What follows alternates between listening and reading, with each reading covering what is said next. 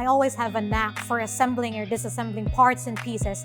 This has interested me and motivated me to take up mechanical engineering technician, specifically here in Durham College. And they learn things in manufacturing, how to run CNC machines, how to do some design work. First semester we were using the milling machine and the lathe, and then the second semester we were doing a fluid class. One is over here is our machine shop where we have a manual lathes and mills, and that's where we begin in the first year.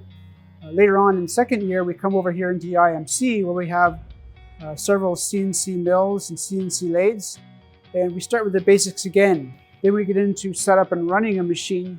Then we take that back around to programming in our other lab. Their job is to take what the engineer designed, move it into manufacturing, and have it produced. So there's plenty of opportunity out there.